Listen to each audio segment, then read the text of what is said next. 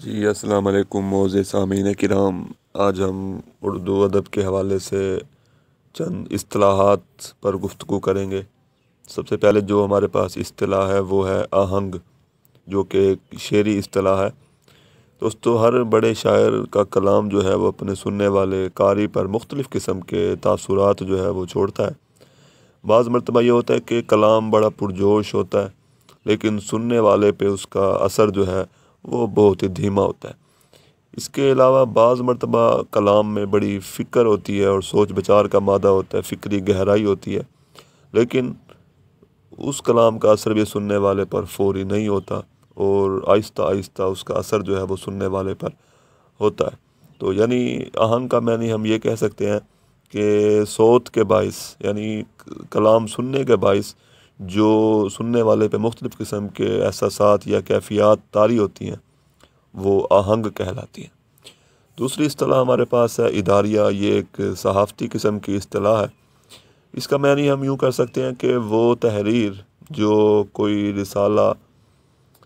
رسالے کا ایڈیٹر یا اخبار کا ایڈیٹر جو ہے وہ حالات حاضرہ کے تناظر میں یا کسی شدید یا ہنگامی نوعیت کے مسئلے کے حوالے سے لکھتا ہے تاکہ قارئین جو ہیں وہ اس کو پڑھیں اور قارئین کی توجہ جو ہے اس مسئلے کے اوپر مبذول کرائی جائے، تو یہ ہوتا ہے اداریہ۔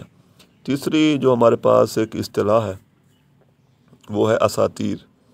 یعنی ہم اکثر اپنی داستانوں میں یا افسانوں میں قدیم قصوں کا ذکر کرتے ہیں اور ان میں قدیم دیوی دیوتاؤں کا ذکر کرتے ہیں۔ تو ہم کہہ سکتے ہیں کہ اساطیر سے مراد قدیم افسانوی قصوں میں جو دیوی دیوتاؤں کا تذکرہ ہوتا ہے، ان کے آثار، ان کی علامتوں کا تذکرہ ہوتا ہے، وہ اساطیر کہلاتی ہیں، اور اس کو ہم علم الاصنام بھی کہہ سکتے ہیں۔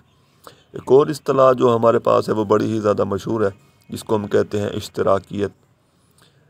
یعنی یہ ایک ایسا شخصی اور اجتماعی ملکیت کا تصور ہے جس میں معاشرے میں رہنے والے تمام لوگوں کو جو ہے ملکی وسائل کا حق جو ہے وہ برابر دیا جاتا ہے اور ملکی وسائل کی ایک منصفانہ تقسیم کی جاتی ہے اور کسی کا بھی استحصال اس نظام میں نہیں کیا جاتا۔ تو یہ چیز کہلاتی ہے اشتراکیت۔ ایک اور جو ہمارے پاس اصطلاح ہے وہ ہے انحراف۔ یعنی یہ ایک تنقیدی قسم کی اصطلاح ہے اور اس سے مراد یہ ہے کہ شاعر یا نثر نگار کبھی کبھی اپنی نظم میں یا نثر میں جو تسلیم شدہ رائج اصول ہیں ان سے انحراف کرتا ہے، ان سے بغاوت کرتا ہے یا ان کے اوپر عمل نہیں کرتا اور ایک نئی راہ پہ چلنے کی کوشش کرتا ہے، وہ تسلیم شدہ اصولوں کو ماننے سے انکار کرتا ہے، تو اس کو ہم تنقیدی اصطلاح میں انحراف کہتے ہیں۔ ایک اور جو ہمارے پاس اصطلاح ہے وہ ہے اوپیرا یا اوپرا۔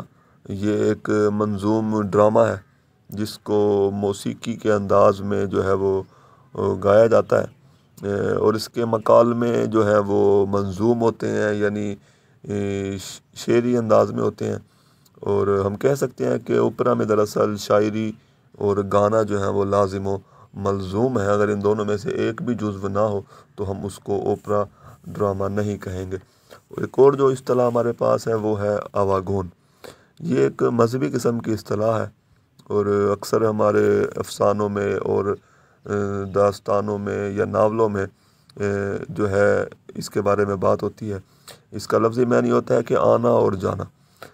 یعنی یہ ہندوؤں کی ایک مذہبی اصطلاح ہے کہ ان کے نزدیک یہ ہے کہ مرنے کے بعد جو ہے انسانی روح جو ہے وہ اس کے جسم سے نکل جاتی ہے اور کسی اور وجود کا حصہ بن جاتی ہے۔ یعنی اگر وہ روح جو ہے وہ نیک تھی تو وہ ایک نئے اور اچھے قالب میں یعنی جسم میں جائے گی، اگر وہ روح جو تھی وہ بد تھی تو وہ ایک برے قالب میں یا جسم میں یا شکل میں جائے گی۔ تو اس کو ہم کہتے ہیں آواگون کا عقیدہ۔ یہ ہمارے ناولوں میں اور افسانوں میں اس عقیدے کے حوالے سے بہت ساری گفتگو کی جاتی ہے۔